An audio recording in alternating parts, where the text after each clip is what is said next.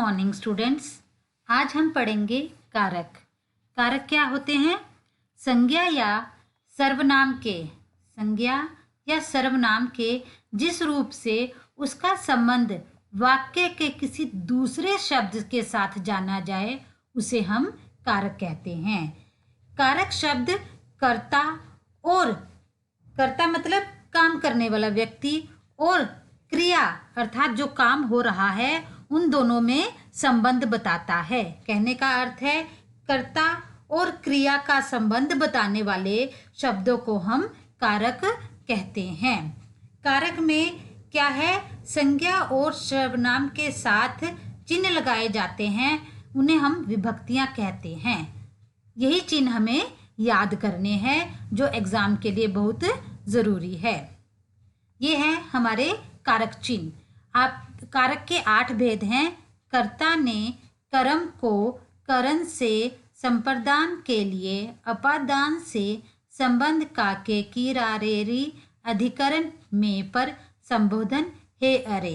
आपने एग्जाम के लिए इन्हीं को याद करना है। ये 8 भेद आपने अच्छी तरह से रट लेने हैं, याद कर लेने हैं। अगर आपने इन्हें अच्छी तरह से याद कर लिया तो आप कारक में कभी गलती नहीं करेंगे। इसका पहला भेद है कर्ता। संज्ञा या सर्वनाम के जिस रूप से क्रिया के करने वाले का बोध हो उसे हम कर्ता कारक कहते हैं। मतलब कार्य करने वाले व्यक्ति को, जो व्यक्ति काम कर रहा है उसे हम कर्ता कहते हैं। इसका चिन्ह है ने इसका चिन्ह है, तो आपने इसको याद रखना है ने शब्द को। जैसे रमेश ने पुस्तक पढ़ी, यहाँ ने जो शब्द है, ये जो ने लिखा है बीच में, ये हमारा कर्ता कारक है।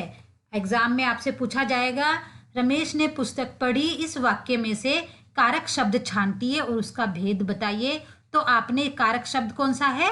ये जो ने है ये आपका कारक शब्द हो जाएगा और इसका भेद हो जाएगा कर्ता।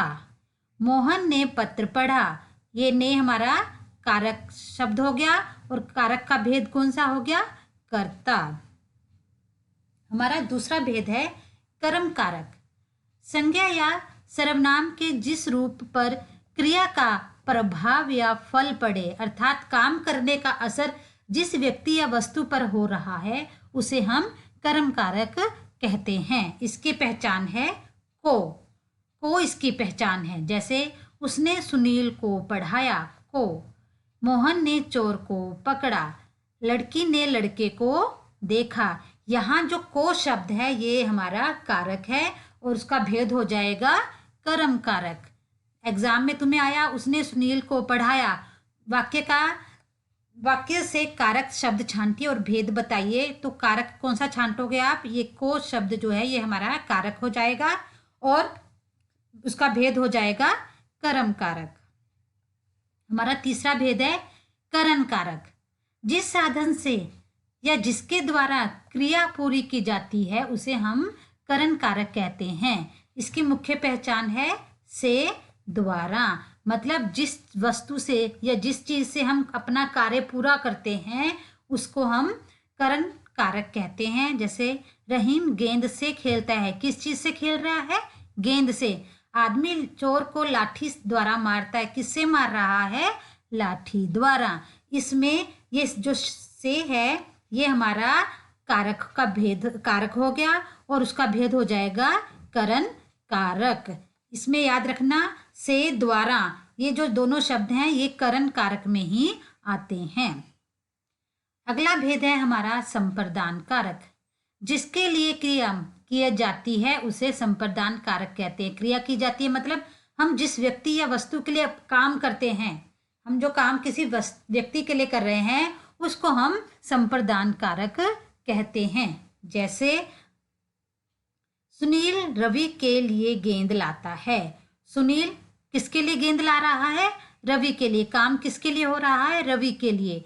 तो इसमें जो के लिए शब्द है ये हमारा कारक चिन्ह हो गया और उसका भेद हो जाएगा संप्रदान कारक। हम पढ़ने के लिए स्कूल जाते हैं। कहाँ जाते हैं? स्कूल जाते हैं। क्या करने? पढ़ने के लिए। तो तो के लिए जो शब्द हैं वो हमारा हो जाएगा संप्रदान कारक।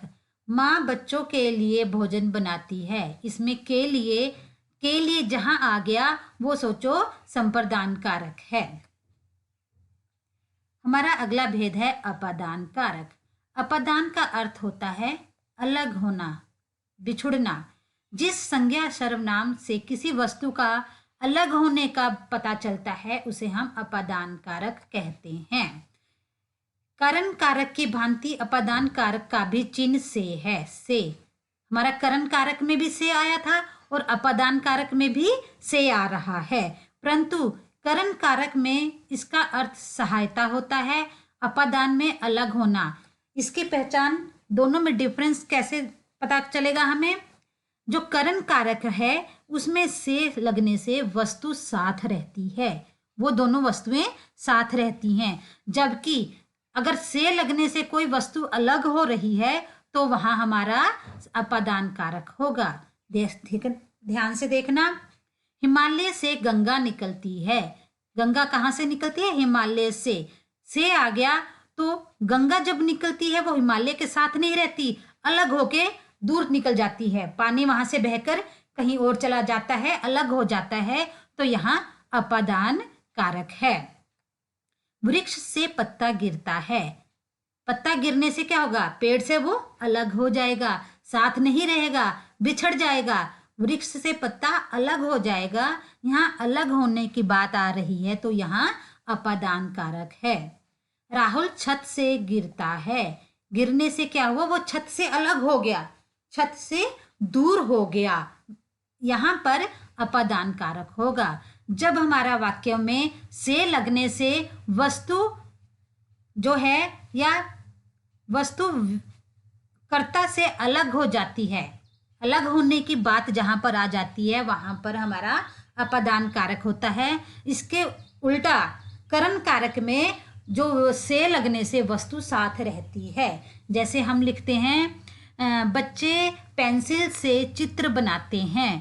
पेंसिल से जो शब्द आया है उससे क्या होगा? पेंसिल से तभी बनाएगा जब पेंसिल उसके हाथ में होगी, उसके साथ होगी। अगर पेंसिल अलग हो जाएगी तो वो चित्र नहीं बना पाएगा।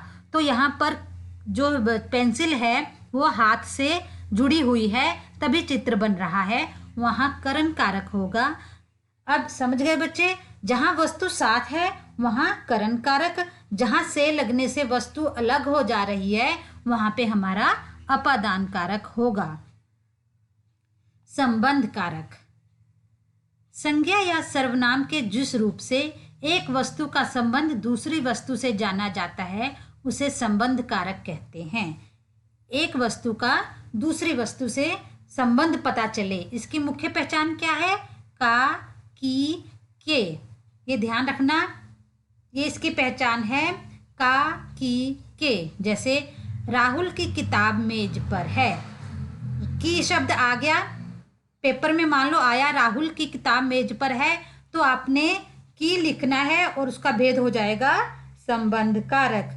सुनीता का घर दूर है। का शब्द आते ही पहचान जाओगे वो कौन सा भेद है? संबंध कारक।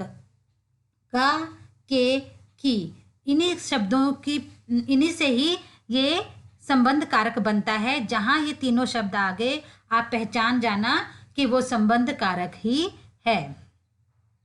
हमारा अगला भेद है अधिकरण कारक। संज्ञा के जिस रूप से क्रिया के आधार का बोध होता है उसे अधिकरण कारक कहते हैं। इसकी मुख्य पहचान है में, पर। में और पर, ये जहां भी लग जाए वो सोचना कि वो अधिकरण कारक है। जैसे घर पर माँ है, पर घोंसले में चिड़िया है, में सड़क पर गाड़ी खड़ी है, पर, में, पर, ये जो शब्द हैं ये अधिकरण कारक के ही शब्द हैं। इनकी पहचान यही है, पेपर में आएगा तो आपने पर लिखकर लिखना है अधिकरण कारक। में और पर, यही दो शब्द इसकी पहचान है। संबोधन कारक। संबोधन होता है बुलाना किसी को। संबोधन कारक की परिभाषा ऐसे शब्द जिनके माध्यम से संज्ञा और सर्वनाम के किसी को बुलाने पुकारने, बोलने का बोध कराया जाए उसे हम संबोधन कारक कहते हैं। किसी को बुलाना पड़े इसके लिए हे, अरे, अजी ऐसे चिन्ह प्रयोग होते हैं। जैसे अरे रमेश तुम क्या कर रहे हो? अरे, अरे राम यह क्या हो गया? अरे, हे भगवान हमारे साथ ऐसा क्यों किया? अरे बच्चों इतना शोर क्यों कर रहे हो? अरे तू इतना बड़ा हो गया क्या? ये जो शब्द हैं जिसके साथ एक्सक्लेमेटरी मार्क भी लगा है, ये हमारे संबोधन वाले शब्द हैं। तो इनकी यही पहचान है। अरे, अरे, हे, वाह, आह, ये सब जो शब्द हैं ये संबोधन कारक शब्द हैं, यही इनकी पहचान है। ये है हमारे कारक और उसके 8 भेद। आप बच्चों ने परिभाषा ये सब नहीं समझनी है, याद नहीं करनी है। आपने सबसे पहले और अंत में सिर्फ यही याद करना है, इसके 8 भेद। कर्ता ने कर्म को करण से द्वारा संप्रदान के लिए अपदान से संबंध का के की अधिकरण में पर संबोधन हे अरे। आपने इसको इसी तरह याद करना है। एक बार ये याद हो गया तो आप फिर कभी भी कारक करने में गलती नहीं करेंगे।